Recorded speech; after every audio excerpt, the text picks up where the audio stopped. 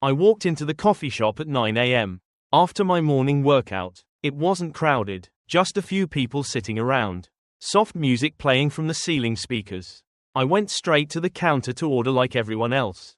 But when I said, "I want a cup of iced milk coffee," the waitress glanced at me, then leaned down and whispered to her colleague. The other person glanced at me, took out his phone, and quickly walked out. No one said anything. I stood there, waiting, embarrassed. They ignored me as if I was transparent. Until a white person walked in, she was greeted, smiled at, and served immediately. I wasn't wearing torn clothes. I didn't have any unusual behavior. All my problems were just the color of my skin. And in that moment, I didn't feel angry. I felt humiliated, as if I wasn't qualified to stand there, in a space designated for others. Just a cup of coffee. Nothing serious, but they looked at me like I was about to rob the whole place. Those looks haunted me all day. It was an interview for a prestigious high school. I wore the white shirt my mother had ironed the night before. Carefully tucked my transcripts into a plastic bag. I was confident with my excellent grades and an essay that I believed I had written with all my heart. But when I walked into the room, the look in the admissions officer's eyes stopped me. It was not the look of someone looking forward to meeting a potential candidate. It was the look of doubt, of judgment before I even spoke. After a polite greeting, he looked down at my file, then at me. "Are you sure you understand the level of requirements for this school?" That question was not on the interview checklist. It was preconceived notions. Because he didn't ask the other applicants that question.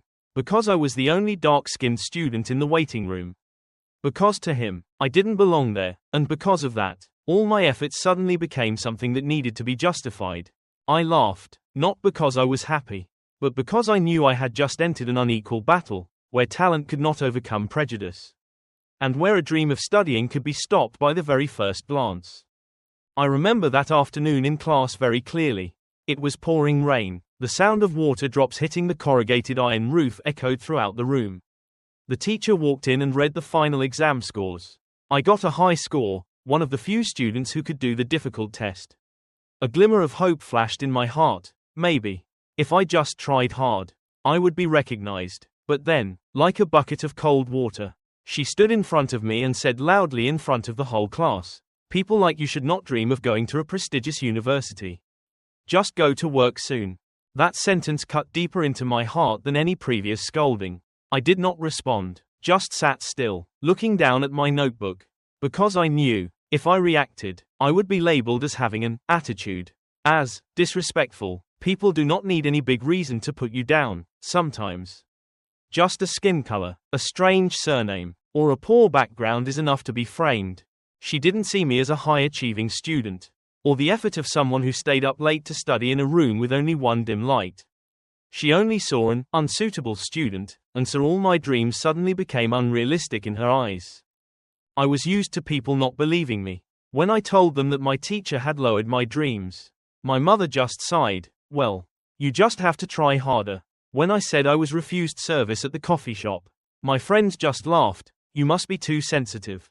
But that day, in front of the supermarket, they couldn't laugh anymore. I just walked past the cosmetics counter, looked at some discounted items. I didn't touch any of them, but the security guard had been keeping an eye on me from the beginning.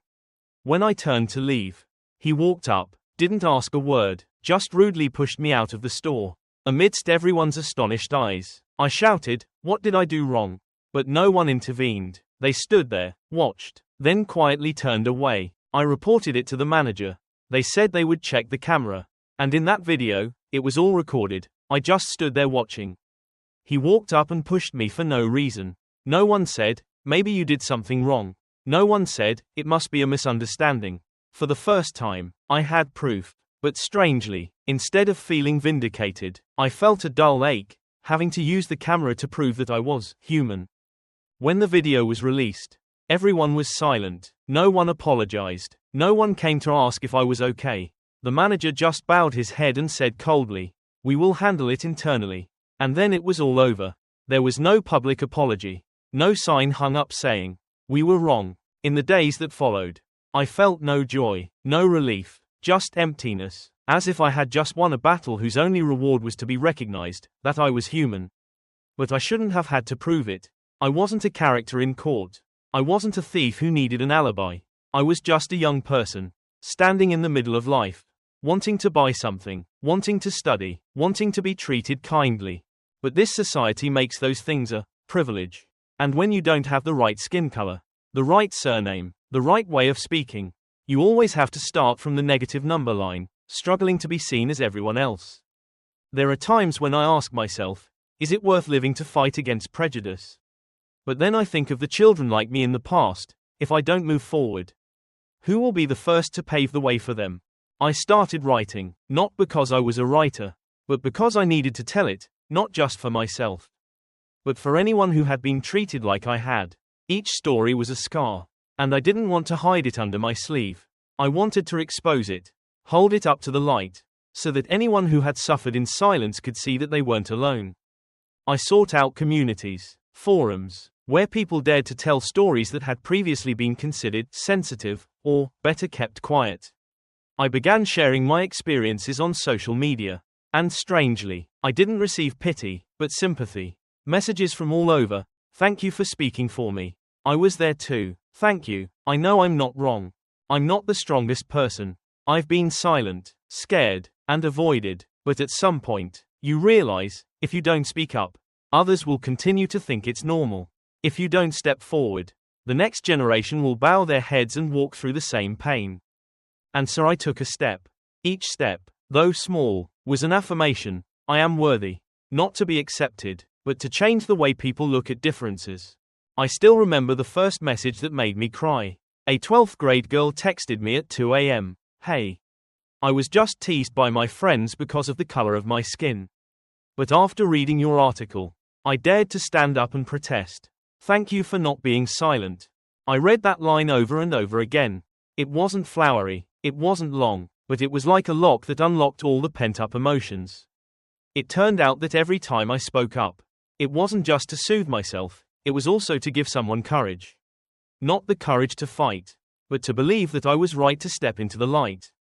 I realized that I didn't need to be a hero. I just needed to keep telling it, honestly, kindly, and fearlessly. Each story is a seed.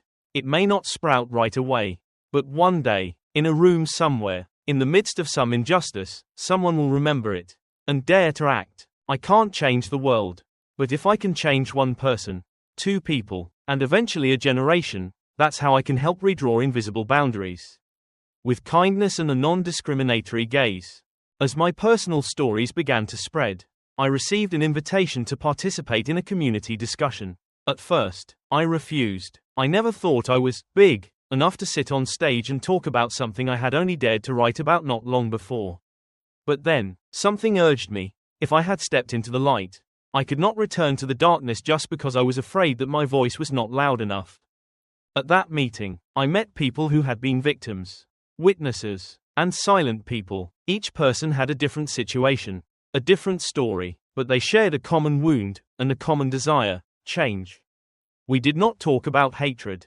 We talked about understanding, about action, about how no one had to grow up feeling wrong because of their skin color, language, or background. I started showing up at schools, organizing workshops, writing pamphlets to give away for free to students.